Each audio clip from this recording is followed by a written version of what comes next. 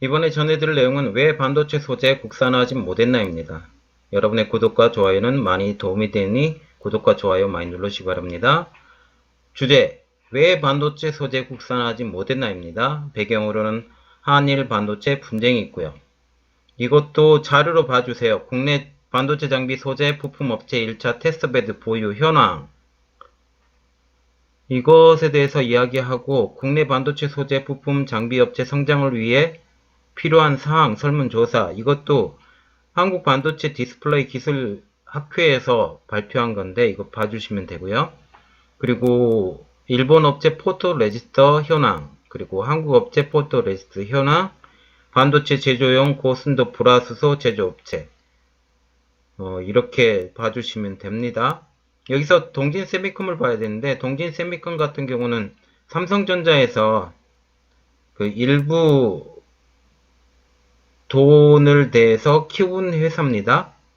이거 제가 전에 내용 다 올려드렸으니까 그거 확인해 보시면 되고요.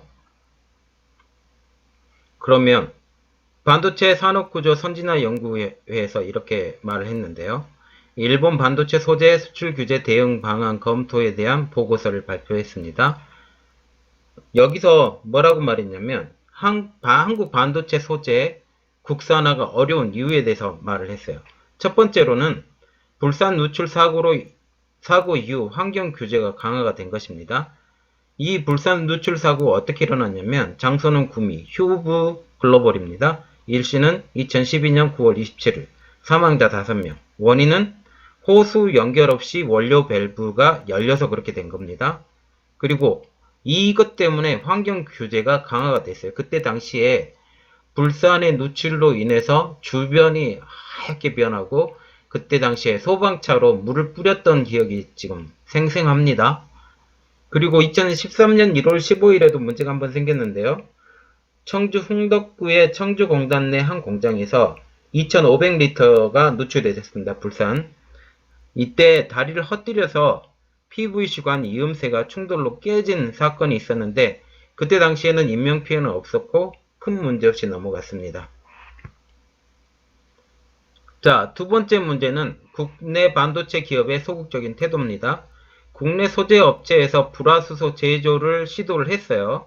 이 제조를 시도했는데 삼성전자와 SK하이닉스에서 환경 규제를 거론하며 포기를 권유를 했습니다. 이때 수급처 다변화를 위해서 중국산 HF에 대한 기초평가에 성공을 하면서 생산을 위한 준비도 마쳤는데 현재까지 일본에서 불산을 잘 공급받고 있어 중국산을 평가할 이유가 없다라는 식의 답을 받았습니다. 그때 당시에 삼성전자와 SK하이닉스 등 기업 입장에서는 가격적인 메리트가 없었다고 지금 얘기를 하고 있고요. 그리고 국산화를 위해서는 공장 건설비 및 개발비가 지원을 돼야 되는데 그것도 힘들고 품질 평가 기간이 1년 이상 걸리고 사용 물량 보장도 같이 해줘야 되는데 그것을 해주기 싫었기 때문에 안 된 겁니다. 현실적인 측면으로서도 반도체 품질을 떨어뜨릴 우려와 다양한 제품군의 장기간 평가 기간 등을 고려하면 수입에서 사용하는 것이 상대적으로 저렴하다고 판단을 해서 그때 포기하게 된 것입니다. 그런데 지금 그게 도구로 돌아왔죠? 세 번째는 기술적 한계입니다. 첫 번째로는 고순도 불화수소, 에칭가스인데 국내에서 생산되는 불화수소 있어요. 근데 아직 일본 업체와 기술 교류가 불가피한 상황입니다. 불산 제작 시 안전 및 오염 관리도 필요하고 그리고 그것에 대한 노하우도 부족해서 생산 설비는 모두 일본에서 수입하는 현황입니다. 두 번째, 포토 레지스트. 국내에서 일부는 생산되지만 기술 격차가 5, 6년 정도 되는 늦은 후발주자가 되죠. 시장에서는 경쟁력이 아주 낮고요. 일본 같은 입장에서는 원재료는 중소화학회사에서 만들고 완제품은 제조사에서 그 원재료를 받아서 원하는 대로 반도체 회사에서 원하는 대로 조건에 맞게 제조합해서 판매하고 있는 입장인데 한국은 그렇게 안 되죠. 그리고 자국 반도체 회사의 기술적인 지원을 통해서 기술적인 노하우를 축적하고 문제점이 발생하면 신속하게 대응하는 게 지금 일본 회사의 입장입니다. 그렇게 함으로써 글로벌 반도체 회사로 성장을 했고요. 그리고 네 번째로 문제가 되는 것은 부족한 정부 지원입니다. 세계적인 반도체 회사는 있죠. SK하이닉스하고 삼성전자. 있으나 반도체 프로세스를 개발할 수 있는 공동 연구소가 지금 하나도 없어요. 하나도 없어요. 그것 때문에 기초적인 연구를 꾸준히 할 수 있는 종합연구소를 바탕으로 국내 원자재 회사가 이를 활용해 준비를 할 수 있는 기반이 마련되는 것이 중요하다는 거죠. 그래서 지금 필요한 것은 정책적 규제 완화, 그리고 국가적으로 장기적인 비전과 반도체 산업의 고도화를 위해서 필요하고, 두 번째로는 인재 양성이 필요하죠. 세 번째도 제도적 지원도 같이 들어가야 돼요. 글로벌 성장을 위해서. 그리고 네 번째는 범정부 차원의 총괄 대응 추진체가 필요하다는 겁니다. 일본의 수출 규제가 언제 또 확산이 될 수 있으니까, 만약 이번이 잘 끝났다고 해요. 잘 끝났다고 하더라도 다시 또 수출 규제가 안 된다라는 보장이 없기 때문에 이것을 대응할 수 있도록 범정부 차원의 총괄 대응 추진체가 필요하다는 겁니다. 그리고 현재 가장 필요한 소재는 에칭가스예요. 에칭가스인데 일본의 수출 규제를 풀지 않으면 당장 이번 달 말부터 생산이 중단된다고 계속 이야기는 하지만 제가 생각하기는 그렇지 않습니다.